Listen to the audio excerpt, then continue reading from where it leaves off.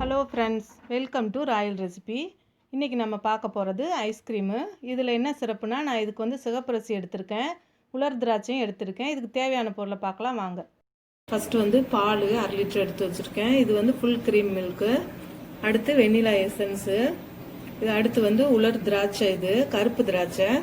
அடுத்து வந்து 1/2 cup sugar எடுத்து வச்சுருக்கேன். 1 ஸ்பூன் பட்டரு. இது வந்து 2 ஸ்பூன் வந்து சிகப்பரிசி மாவு.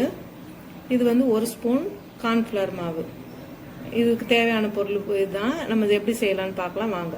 அடுப்பை ஆன் பண்ணி ஒரு பேன் வச்சுருக்கிறேன். இதில் வந்து பட்டர் சேர்த்துக்கலாம்.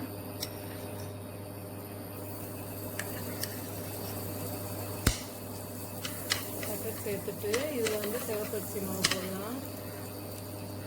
போட்டுட்டு கொஞ்சம் நல்லா வறுத்துக்கோங்க.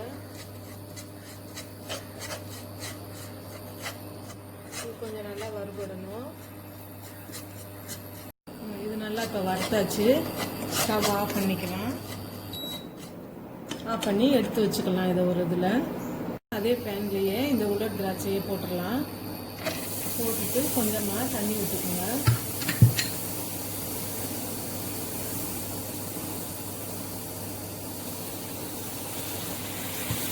கொஞ்சம் இது நல்லா வெந்து வரட்டும்.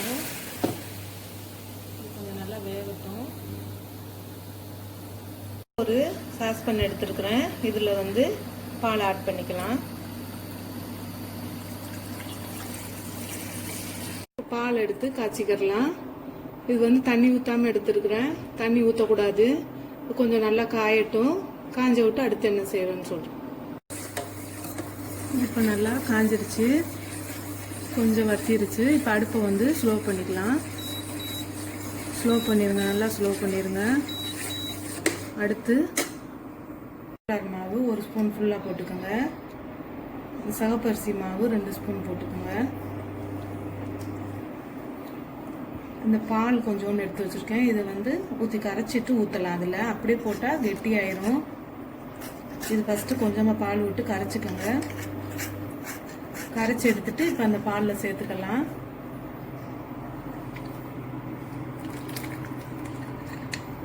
பாலில் அது சேர்த்தாச்சு. சேர்த்துட்டு கைவிடாமல் கிளறுங்க.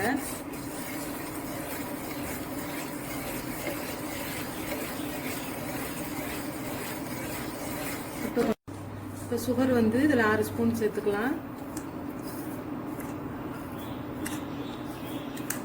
உங்களுக்கு இனிப்பு அதிகமாக வேணா இன்னும் கொஞ்சம் கூட சேர்த்துக்கலாம். இப்போ நல்லா இது கெட்டியாகி வந்துருச்சு. இப்போ வந்து மில்க் மைடு வந்து 1 ஸ்பூன் எடுத்து வச்சுருக்கேன். இதை இதோட ஆட் பண்ணிக்கலாம்.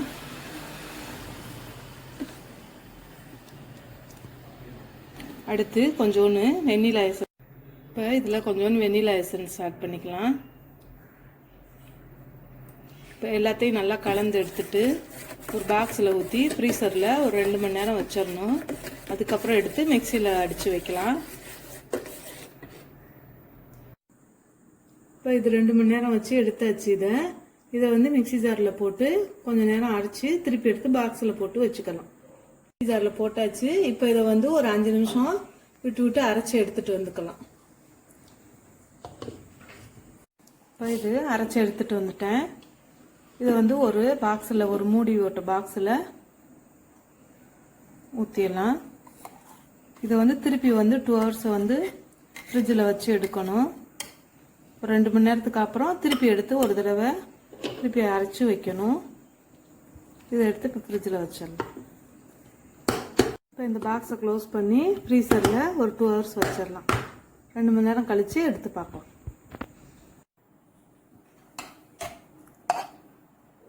அது வந்து கருப்பு திராட்சை வந்து வேக வச்சு வச்சுருந்தோம் இல்லையா, உலர் திராட்சை, அதை வந்து இப்போ அரைச்சி எடுத்துக்கலாம். இதில் லைட்டாக பால் சேர்த்துருக்குறேன். இதை அரைச்சி எடுத்துகிட்டு வந்தாச்சு பாருங்கள். இப்போ அடுத்து வந்து இந்த நம்ம ஃப்ரீசரில் வச்சுருந்தோம்ல, 2 மணி நேரம் வச்சுருந்தோம் இல்லையா, அதை எடுத்து இதோட சேர்த்து அதையும் சேர்த்து அரைச்சிக்கலாம். 2 மணி நேரத்துக்கு ஒரு தடவை எடுத்து அரைச்சி ஒரு 2 தடவை 3 தடவை கூட அரைச்சி வச்சுக்கலாம். இப்போ இதை அரைச்சி எடுத்துகிட்டு வந்திருக்கேன் பாருங்கள்.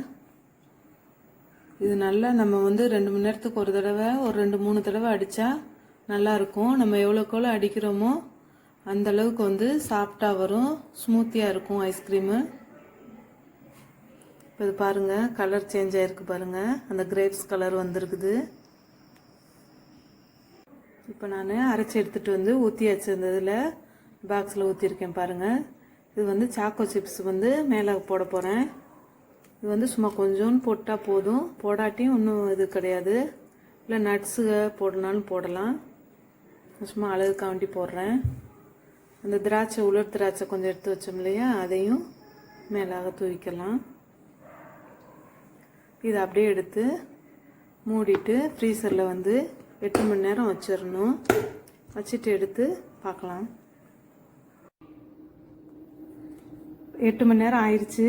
இப்போ இதை வந்து ஃப்ரீசர்லேருந்து எடுத்து வச்சுருக்கிறேன். எப்படி இருக்குன்னு பார்க்கலாம்.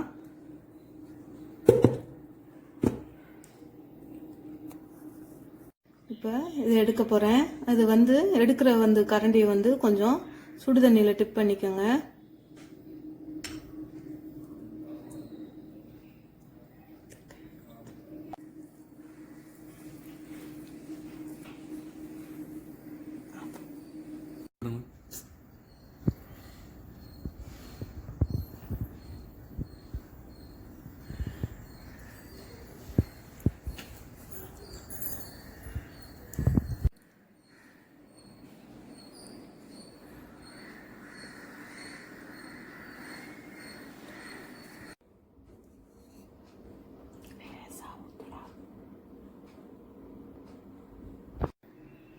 இது ஒன்னொரு சின்ன பவுல்லையும் போட்டு வச்சிருக்கிறேன். இதை முதல்ல எடுத்து எப்படி இருக்குன்னு பார்க்கலாம். இது இப்போ தட்டில் எடுத்தாச்சு. இப்போ நட்ஸ் வேணும்னா கொஞ்சம் இதில் லைட்டாக தூவி விட்டுக்கலாம். தூவி விட்டுட்டு இப்போ கட் பண்ணுறேன் பாருங்கள். சின்ன சின்னதாக கட் பண்ணிக்கலாம்.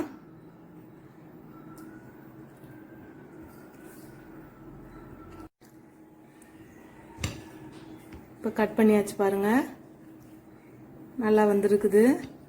இது சம்மர் டேஸ்னால கொஞ்சம் மெல்ட் ஆகுது. இதை அப்படியே எடுத்து பவுலில் எடுத்து வச்சு சாப்பிட்லாம். கட் பண்ணியிருக்கேன் பாருங்கள், நல்லா வந்திருக்குது. இதை எடுத்து சாப்பிட்டு பார்க்கலாம். நல்ல கலரும் பாருங்கள், கிரேப்ஸோட கலர்லாம் வந்திருக்குது. இது வந்து எந்த கெமிக்கலும் சேர்க்கல, வீட்டில் உள்ள பொருளை வச்சே நான் செஞ்சது. இது எப்படி இருக்குன்னு செஞ்சு பார்த்து கமெண்ட் பண்ணுங்கள். இந்த வீடியோ உங்களுக்கு பிடிச்சிருந்ததுன்னா லைக் பண்ணுங்கள், எல்லாருக்கும் ஷேர் பண்ணுங்கள்.